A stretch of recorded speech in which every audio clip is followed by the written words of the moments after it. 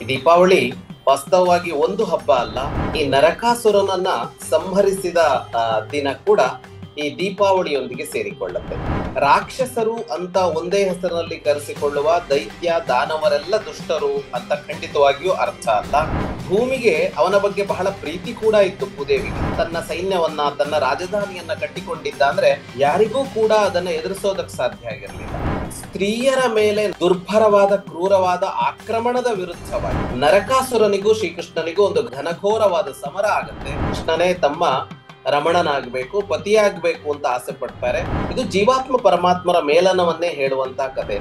ನಮಸ್ಕಾರ ಎಲ್ಲ ವೀಕ್ಷಕರಿಗೆ ದೀಪಾವಳಿ ಹಬ್ಬದ ಶುಭಾಶಯಗಳು. ಈ ದೀಪಾವಳಿ ಅಂತ ಅಂದಾಗ ನಮಗೆ ಪ್ರಧಾನವಾಗಿ ನೆನಪಾಗುವ ಮತ್ತು ಮೊದಲು ನೆನಪಾಗುವ ಒಂದು ವ್ಯಕ್ತಿ ಯಾರು ಅಂತ ಅಂದ್ರೆ ನರಕಾಸುರ. ಅವನಿಗೆ ಭೌಮಾಸುರ ಅಂತ ಕೂಡ ಹೆಸರಿದೆ. ಈ ನರಕಾಸುರನನ್ನ ಸಂಹರಿಸಿದ ದಿನ ಕೂಡ ಈ ದೀಪಾವಳಿಯೊಂದಿಗೆ ಸೇರಿಕೊಳ್ಳುತ್ತೆ. ಈ ದೀಪಾವಳಿ ವಾಸ್ತವವಾಗಿ ಒಂದು ಹಬ್ಬ ಅಲ್ಲ, ಹಲವು ಹಬ್ಬಗಳ ಸಂಗಮ ಅದು. ಜೊತೆಗೆ ಇದಕ್ಕೆ ಒಂದು ಕಾರಣವಲ್ಲ, ಹಲವು ಕಾರಣಗಳು ಸೇರಿಕೊಂಡಿವೆ. ಅದರಲ್ಲೊಂದು ನರಕಾಸುರನ ಸಂಹಾರದ ಕಥೆ. ಆ ನರಕಾಸುರನನ್ನ ಕೊಂದ ದಿನವು ದೀಪಾವಳಿಯಾಗಿ, ಅಂದ್ರೆ ಬೆಳಕಿನ ಹಬ್ಬವಾಗಿ ಆಚರಣೆಗೊಳ್ಳಲ್ಪಡ್ತಾ ಇದೆ. ನರಕಾಸುರ ಭೂಮಿಯ ಮಗ. ನಮ್ಮಲ್ಲಿ ಅಸುರ ಅಂತ ಅಂದಾಗ, ರಾಕ್ಷಸ ಅಂತ ಅಂದಾಗ, ದೈತ್ಯ ಅಂತ ಅಂದಾಗ ಒಂದು ನರೇಶನ್ ಸಿದ್ಧ ಆಗಿದೆ. ಏನು ಅಂತ ಅಂದ್ರೆ ಅವರೆಲ್ಲ ಯಾರೋ ಹೊರಗಡೆಯವರು, ಅವ್ರು ಯಾರೋ ಬೇರೆಯವರು, ಅವರು ಆ ಹೆಸರು ಹೇಳಿದ್ರೆ ಸಾಕು ದುಷ್ಟರು ಅಂತ. ಆದ್ರೆ ವಾಸ್ತವವಾಗಿ ಪುರಾಣಗಳನ್ನ ನೋಡಿದಾಗ ಅದು ಹಾಗೆ ಅನ್ನಿಸೋದಿಲ್ಲ. ರಾಕ್ಷಸರು, ದೈತ್ಯರು, ದಾನವರು, ಅಸುರರು ಅಂತೆಲ್ಲ ಯಾರನ್ನ ಕರಿತೀವೋ ಅವರೆಲ್ಲ ಇದೇ ಮಣ್ಣಿಗೆ ಸಂಬಂಧಪಟ್ಟವರು, ಇದೇ ಸಂಸ್ಕೃತಿಗೆ ಸಂಬಂಧಪಟ್ಟವರು. ಅವ್ರು ಯಾರು ಇದಕ್ಕೆ ಭಿನ್ನವಾದವರಲ್ಲ ಮತ್ತು ಅವರೆಲ್ಲರೂ ದುಷ್ಟರೂ ಅಲ್ಲ. ಹೇಗೆ ದುರ್ಯೋಧನನಂತೆ, ಜರಾಸಂಧನಂತೆ ಮನುಷ್ಯರಲ್ಲಿ ದುಷ್ಟರಿದ್ದರೋ ಹಾಗೆ ಅವರಲ್ಲೂ ಕೂಡ ಕೆಲವರು ದುಷ್ಟರಿದ್ದರು. ಕೆಲವು ಸಲ ಏನಾಗತ್ತೆ, ದುಷ್ಟರ ಕಥೆಗಳನ್ನ ಹೇಳ್ತಾ ಹೇಳ್ತಾ ಅಲ್ಲಿ ಉಳಿದ ಸಾಮಾನ್ಯ ಶಿಷ್ಟರನ್ನ ನಾವು ಮರೆತು ಬಿಡ್ತೀವಿ. ಅವರಿದ್ದಾರೆ ಅನ್ನೋದೇ ಗೊತ್ತಿಲ್ಲದಂತೆ ಆಗಿಬಿಡತ್ತೆ. ಇಲ್ಲಿ ಹಾಗೆ ಆಗಿದೆಯೇ ಹೊರತು ರಾಕ್ಷಸರು ಅಂತ ಒಂದೇ ಹೆಸರಿನಲ್ಲಿ ಕರೆಸಿಕೊಳ್ಳುವ ದೈತ್ಯ ದಾನವರೆಲ್ಲ ದುಷ್ಟರು ಅಂತ ಖಂಡಿತವಾಗಿಯೂ ಅರ್ಥ ಅಲ್ಲ. ಅಂಥವರಲ್ಲಿ ನರಕಾಸುರ ಕೂಡ ಒಬ್ಬ. ನರಕಾಸುರ ಭೂಮಿಯ ಮಗನೇ. ಭೂಮಿಗೆ ಅವನ ಬಗ್ಗೆ ಬಹಳ ಪ್ರೀತಿ ಕೂಡ ಇತ್ತು ಭೂದೇವಿಗೆ. ಆದ್ರೆ ಉಳಿದವರನ್ನೆಲ್ಲ ಯಾರು ಹೊರತಾ ಇದ್ದಾಳೋ ಅಂತ ಭೂಮಿಯ ಮಗನಾಗಿಯೇ ಇದ್ದವನು ಆತ ಅಂತ ನರಕನನ್ನ ಶ್ರೀಕೃಷ್ಣ ಕೊಲ್ಲಬೇಕಾಗಿ ಬಂತು. ಅದಕ್ಕೆ ಕಾರಣವಾದದ್ದು ದ್ವಾರಕೆಗೆ ಇಂದ್ರ ಬಂದ ಒಂದು ಘಟನೆ. ಶ್ರೀಕೃಷ್ಣ ದ್ವಾರಕೆಯನ್ನ ನಿರ್ಮಾಣ ಮಾಡಿಕೊಂಡು ದ್ವಾರಕೆಯಲ್ಲಿ ಬದುಕುತ್ತಾ ಇದ್ದ ಕಾಲ ಅದು. ಹಾಗೆ ಬದುಕುತ್ತಾ ಇದ್ದಾಗ ಒಂದು ದಿನ ಸುರಪತಿ, ದೇವತೆಗಳಿಗೆ ಅಧಿಪತಿಯಾದ, ಚತುರ್ದಶ ಭುವನಗಳಿಗೆ ಅಧಿಪತಿಯಾದಂತಹ ಇಂದ್ರ ಅಲ್ಲಿಗೆ ಬರ್ತಾನೆ. ಹಾಗೆ ಬಂದ ಇಂದ್ರ ಅವನಲ್ಲಿ ನಿವೇದಿಸಿಕೊಳ್ತಾನೆ, ಪ್ರಾಗ್ಜ್ಯೋತಿಷಪುರದಲ್ಲಿ ನರಕ ಅನ್ನುವ ಒಬ್ಬ ಅಸುರ ಇದ್ದಾನೆ, ಆತ ಬಹಳ ಲೋಕಪೀಡಕನಾಗಿ ಸಂಭವಿಸಿದ್ದಾನೆ ಅಂತ. 16,000 ಅತ್ಯಂತ ಸುಂದರಿಯರಾದ ಬೇರೆ ಬೇರೆಯವರ ಮಕ್ಕಳನ್ನ, ಹೆಣ್ಣು ಮಕ್ಕಳನ್ನ ಅವನು ಅಪಹರಣ ಮಾಡಿಕೊಂಡು ಹೋಗಿ, ಬಲವಂತದಿಂದ, ತನ್ನ ಶಕ್ತಿ ಸಾಮರ್ಥ್ಯಗಳ ಕಾರಣದಿಂದ ಅಪಹರಣ ಮಾಡಿಕೊಂಡು ಹೋಗಿ ಕೂಡಿ ಹಾಕೊಂಡಿದ್ದಾನೆ ಅನ್ನುವ ಅಂಶವನ್ನ ಇಂದ್ರ ಹೇಳ್ತಾನೆ. ಅಂದ್ರೆ ಈ ನರಕನ ವಧೆ ಅನ್ನೋದು ಆರಂಭ ಆಗೋದೇ ಎಲ್ಲಿ ಅಂತ ಅಂದ್ರೆ ಸ್ತ್ರೀಯರ ಮೇಲೆ ನರಕಾಸುರ ಮಾಡಿದಂತಹ ಒಂದು ದುರ್ಭರವಾದ, ಕ್ರೂರವಾದ ಆಕ್ರಮಣದ ವಿರುದ್ಧವಾಗಿ ಈ ನರಕಾಸುರ ವಧೆ ಅನ್ನೋದು ಉಂಟಾಗಿರೋದು ಅಂತ. ಹಾಗೆ ಇಂದ್ರ ಕೇಳಿಕೊಂಡಾಗ ಕೃಷ್ಣ ಪ್ರಾಗ್ಜ್ಯೋತಿಷಪುರಕ್ಕೆ ತೆರಳುತ್ತಾನೆ. ಪ್ರಾಗ್ಜ್ಯೋತಿಷಪುರಕ್ಕೆ ಅವನು ಹೋದಾಗ ಆ ಪ್ರಾಗ್ಜ್ಯೋತಿಷಪುರ ಬಹಳ ಅದ್ಭುತವಾದ ಒಂದು ನಗರವಾಗಿತ್ತು. ಅಂದ್ರೆ ಆ ನರಕಾಸುರ ಹೇಗೆ ತನ್ನ ಸೈನ್ಯವನ್ನ, ತನ್ನ ರಾಜಧಾನಿಯನ್ನ ಕಟ್ಟಿಕೊಂಡಿದ್ದ ಅಂದ್ರೆ ಯಾರಿಗೂ ಕೂಡ ಅದನ್ನ ಎದುರಿಸೋದಕ್ಕೆ ಸಾಧ್ಯ ಆಗಿರ್ಲಿಲ್ಲ. ಅಲ್ಲಿ ವಾಯುದುರ್ಗ ಇತ್ತು, ಜಲದುರ್ಗ ಇತ್ತು, ಅಗ್ನಿದುರ್ಗ ಇತ್ತು. ಆದ್ರೆ ಅವನ ನಗರದ ಸುತ್ತ ಆ ತರಹದ ಬೇರೆ ಬೇರೆ ತರಹದ ಕೋಟೆಗಳೆಲ್ಲ ಇದ್ವು. ಜೊತೆಗೆ ಆ ನಗರ ಹೇಗಿತ್ತು ಅಂತ ಅಂದ್ರೆ ಅದರ 4 ಕಡೆಯಲ್ಲೂ ಎತ್ತರವಾದ ಪರ್ವತಗಳಿದ್ವು. ಅವು ಸಹಜವಾಗಿ ನಗರಕ್ಕೆ ರಕ್ಷಣೆಯನ್ನ ಒದಗಿಸ್ತಾ ಇದ್ವು.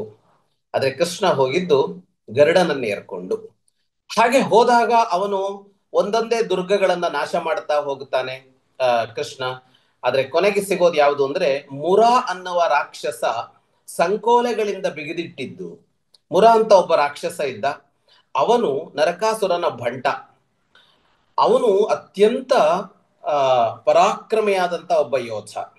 ಅವನು ಸಂಕೋಲೆಗಳಿಂದ, ಕಬ್ಬಿಣದ ಸಂಕೋಲೆಗಳಿರ್ತಾವಲ್ಲ, ಸರಪಳಿಗಳಿರ್ತಾವಲ್ಲ, ಅಂತದ್ದರಿಂದ ಕಟ್ಟಿ ಹಾಕಿಬಿಟ್ಟಿದ. ಅದನ್ನ ದಾಟಿ ಒಳ ಹೋಗೋದಕ್ಕೆ ಯಾರಿಗೂ ಸಾಧ್ಯವಾಗ್ತಾ ಇರಲಿಲ್ಲ. ನಂದಕ ಅನ್ನುವ ತನ್ನ ಖಡ್ಗದಿಂದ ಶ್ರೀಕೃಷ್ಣ ಆ ಸರಪಳಿಯನ್ನ ತುಂಡರಿಸ್ತಾನೆ. ಆ ಶಬ್ದಕ್ಕೆ ನೀರಿನಲ್ಲಿ ಮಲಗಿದ್ದ ಮುರಾಸುರ ಎದ್ದು ಬರ್ತಾನೆ. ಮುರಾಸುರನೊಡನೆ ಕೃಷ್ಣನ ಯುದ್ಧ ನಡೆಯುತ್ತೆ. ಆ ಯುದ್ಧದಲ್ಲಿ ಕೃಷ್ಣ ಮುರಾಸುರನನ್ನ ಕೊಲ್ತಾನೆ. ಹಾಗಾಗಿ ಅವನನ್ನ, ಶ್ರೀಕೃಷ್ಣನನ್ನ ಮುರಹರ ಅಂತ ಕರಿತೀವಿ, ಮುರಾಂತಕ, ಮುರಹರ ಅಂತ ಕರಿತೀವಿ. ನರಕಾಸುರನ ವಧೆಗಿಂತ ಮೊದಲು ಆಗೋದು ಅವನದ್ದು. ಯಾವಾಗ ಮುರಾಸುರ ಸತ್ತನೋ ಆಗ ಅವನ ಮಕ್ಕಳು, 7 ಜನ ಮಕ್ಕಳು ಅವನಿಗೆ, ಅಂತರಿಕ್ಷ, ವಸು ಮೊದಲಾದ 7 ಜನ ಮಕ್ಕಳು, ಅವರುಗಳು ಪೀಠ ಅನ್ನುವ ನರಕಾಸುರನ ಸೇನಾಧಿಪತಿಯ ನೇತೃತ್ವದಲ್ಲಿ ಕೃಷ್ಣನ ಮೇಲೆ ದಾಳಿ ಮಾಡುತ್ತಾರೆ. ಆ ಪೀಠ ಕೂಡ ಬಹಳ ದೊಡ್ಡ ವೀರ, ಮಹಾಪರಾಕ್ರಮಿ. ಅವರೆಲ್ಲರನ್ನು ಶ್ರೀಕೃಷ್ಣ ವಧಿಸ್ತಾನೆ.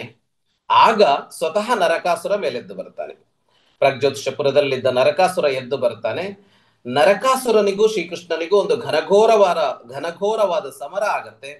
ಆ ಸಮರದ ಕೊನೆಯಲ್ಲಿ ನರಕಾಸುರನನ್ನ ಶ್ರೀಕೃಷ್ಣ ವಧಿಸ್ತಾನೆ, ಅವನ ಕತ್ತನ್ನ ಕತ್ತರಿಸ್ತಾನೆ. ಹಾಗೆ ಕತ್ತರಿಸಿದಾಗ ಭೂದೇವಿ ಮೇಲೆದ್ದು ಬಂದಳು ಅಂತ ಭಾಗವತ ಹೇಳುತ್ತೆ. ಮಗ ಎಂತ ಕೆಟ್ಟವನಾದ್ರೂ ತಾಯಿಗೊಂದು ಕಾರುಣ್ಯ ಇದ್ದೇ ಇರತ್ತಲ್ಲ.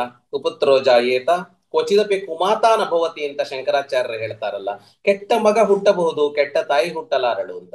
ಹಾಗಾಗಿ ಮಗ ಕೆಟ್ಟವನೇ ಆಗಿದ್ದರೂ ತಾಯಿಗೊಂದು ಪ್ರೀತಿ ಇರತ್ತೆ. ಹಾಗಾಗಿ ಅವಳು ಮೇಲೆದ್ದು ಬಂದು ಕೃಷ್ಣನಲ್ಲೊಂದು ಪ್ರಾರ್ಥನೆ ಮಾಡ್ತಾಳೆ. ಪ್ರಾರ್ಥನೆ ಏನು ಅಂತ ಅಂದ್ರೆ, ನರಕಾಸುರನ ಮಗ ಭಗದತ್ತ ಅಂತ, ಆತ ಭಯಭೀತನಾಗಿರ್ತಾನೆ. ಯಾಕೆಂದ್ರೆ ತಂದೆ ಸತ್ತೋಗಿದ್ದಾನೆ, ತಮ್ಮ ಇಡೀ ಸೇನೆ ನಾಶವಾಗಿದೆ, ಬಹಳ ಪ್ರಖ್ಯಾತರಾದ ಎಲ್ಲ ಶೂರರೂ ಸತ್ತಿದ್ದಾರೆ ಅಂತಂದಾಗ ಸಹಜವಾಗಿ ಭಗದತ್ತನಿಗೆ ಭಯವಾಗಿರತ್ತೆ. ಭೂದೇವಿ ಅವನನ್ನ ಕರ್ಕೊಂಡು ಬಂದು ಇವನನ್ನ ಉಳಿಸು ಅಂತ ಕೇಳ್ಕೊಳ್ತಾಳೆ. ಶ್ರೀಕೃಷ್ಣನಿಗೆ ಭಗದತ್ತನನ್ನ ಸಂಹರಿಸುವ ಉದ್ದೇಶವೇನೂ ಇರೋದಿಲ್ಲ. ಅಂದ್ರೆ ಅವನು ದುಷ್ಟ, ಅವನ ಎಲ್ಲರನ್ನೂ ಕೊಲ್ಲಬೇಕು ಅಂತ ಏನು ಹೊರಟಿದ್ದಲ್ಲ. ಹೊರಟಿದ್ದು ಸ್ತ್ರೀಯರ ಪ್ರಾಣ ರಕ್ಷಣೆಗೆ ಮತ್ತು ಮಾನರಕ್ಷಣೆಗಾಗಿ. ಹಾಗಾಗಿ ಭಗದತ್ತನನ್ನ ಶ್ರೀಕೃಷ್ಣ ಬಿಡ್ತಾನೆ. ಭಗದತ್ತನೇ ಅಲ್ಲಿ ಮುಂದೆ ರಾಜನಾಗ್ತಾನೆ.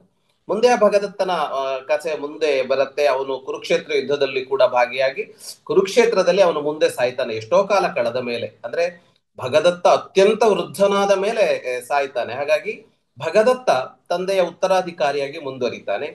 ಶ್ರೀಕೃಷ್ಣ ಪ್ರಧಾನವಾಗಿ ಮಾಡೋದು, ನರಕಾಸುರನನ್ನ ಕೊಂದ ಮೇಲೆ ಕಾರಾಗೃಹದಲ್ಲಿದ್ದ 16,000 ಜನ ಕನ್ಯೆಯರನ್ನ ಬಿಡಿಸಿದ್ದು. ಅವರನ್ನ ಬಿಡಿಸಿದಾಗ ಕೃಷ್ಣನಿಗೆ ಇದ್ದದ್ದು ಅವರ ಊರಿಗೆ ಕಳಿಸಬೇಕು ಅಂತ ಅನ್ನಿಸತ್ತೆ. ಆದ್ರೆ ಅವರು ಕೃಷ್ಣನನ್ನ ಆಸೆ ಪಡ್ತಾರೆ. ಕೃಷ್ಣನೇ ತಮ್ಮ ರಮಣನಾಗ್ಬೇಕು, ಪತಿಯಾಗ್ಬೇಕು ಅಂತ ಆಸೆ ಪಡ್ತಾರೆ.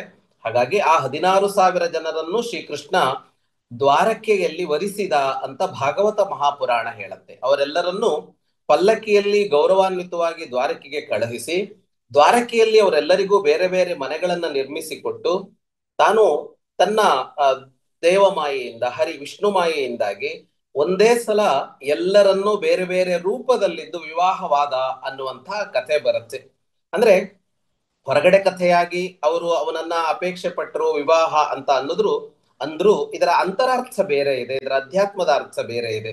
ಇದು ಜೀವಾತ್ಮ ಪರಮಾತ್ಮರ ಮೇಲನವನ್ನೇ ಹೇಳುವಂತಹ ಕಥೆ. ಎಲ್ಲ ಜೀವಗಳಿಗೂ ಪತಿ ಯಾರು ಅಂತ ಅಂದ್ರೆ ಪರಮಾತ್ಮ ಅಂತ ನಮ್ಮ ಯೋಗ ಶಾಸ್ತ್ರಗಳು ಹೇಳುತ್ತವೆ. ಅಂದ್ರೆ ಎಲ್ಲ ಜೀವಗಳೂ ಹೆಣ್ಣು, ಅವನು ಮಾತ್ರ ಪರಮ ಪುರುಷ ಅಂತ ಅಧ್ಯಾತ್ಮ ತತ್ವ ಹೇಳುತ್ತೆ. ಹಾಗಾಗಿ ಎಲ್ಲರೂ ಅವನನ್ನೇ ಬಯಸ್ತಾರೆ, ಅವನೊಡನೆ ಒಂದಾಗಬೇಕು ಅಂತ ಬಯಸ್ತಾರೆ, ಅವನೊಡನೆ ಸೇರಬೇಕು ಅಂತ ಬಯಸ್ತಾರೆ ಅನ್ನುವ ತತ್ವ ಇದೆಯಲ್ಲ, ಅದೇ ಇಲ್ಲಿ ಆಗತ್ತೆ. ಯಾವಾಗ ನರಕ ಎನ್ನುವ ಮಾಯೆಯನ್ನ, ನರಕ ಎನ್ನುವ ಮೋಹವನ್ನ ಶ್ರೀಕೃಷ್ಣ ಕಳೆದನೋ, ಆಗ ಜೀವಕ್ಕೆ ಸಹಜವಾಗಿ ಆ ಮಾಯೆಯಿಂದ ಬಂಧಿತವಾಗಿದ್ದ ಜೀವ ಸಹಜವಾಗಿ ಪರಮಾತ್ಮನನ್ನ ಬಯಸ್ತು, ಪರಮಾತ್ಮನೊಂದಿಗೆ ಒಂದಾಯಿತು ಅನ್ನೋದು ಒಟ್ಟು ಕಥೆಯ ತಾತ್ಪರ್ಯ. ಮತ್ತು ಇದರಲ್ಲಿ ನರಕಾಸುರ, ಅವನು ರಾಕ್ಷಸ, ಅವರೆಲ್ಲ ದುಷ್ಟರು ಅನ್ನುವ ಆಶಯದ ಬದಲಾಗಿ ಯಾರು, ಅದು ಯಾವ ಜನಾಂಗದಲ್ಲಿಯೇ ಇರಲಿ, ಅವನು ದುಷ್ಟನಾದ್ರೆ ಅವನ ಸಂಹಾರ ಅನ್ನೋದಷ್ಟೇ ಇದರ ಆಶಯ ಆಗಿರುತ್ತೆ. ಮತ್ತು ಇದು ಕೊನೆಗೂ ಜೀವ ಪರಮಾತ್ಮರ ಐಕ್ಯದ ಕಥೆಯನ್ನೇ ಹೇಳುತ್ತೆ. ಇದು ನರಕಾಸುರನ ಕಥೆ. ನರಕಾಸುರನ ಸಂಹಾರದ ಮೂಲಕ ಶ್ರೀಕೃಷ್ಣ ಬೆಳಕು ತಂದ. ಯಾರಿಗೆಲ್ಲ ಅಂದ್ರೆ 16,000 ಜನ ಕತ್ತಲೆಯ ಕೂಪದಲ್ಲಿದ್ದ ಕತ್ತಲೆಯ ಕಾರಾಗೃಹದಲ್ಲಿದ್ದ ಸ್ತ್ರೀಯರ ಬದುಕಿಗೆ ಬೆಳಕು ತಂದ. ಮತ್ತೆ ಅವರವರ ಸಂಸಾರ ಇತ್ತಲ್ಲ, ಅವರ ಕುಟುಂಬ ವರ್ಗ ಇತ್ತಲ್ಲ, ಅವರಿಗೆ ಬೆಳಕು ತಂದ. ಮತ್ತು ನರಕಾಸುರನಿಂದ ಲೋಕದಲ್ಲಿ ಇನ್ನೆಷ್ಟೋ ಕೆಡಕಾಗಿತ್ತಲ್ಲ, ಆ ಕೆಡಕನ್ನ ಅನುಭವಿಸಿದವರಿಗೆ ಬೆಳಕು ತಂದ. ಮತ್ತು ನರಕನಿಂದ ಇನ್ನು ಯಾರಿಗೂ ತೊಡಕಾಗದಂತೆ ಲೋಕಕ್ಕೆ ಬೆಳಕು ತಂದ.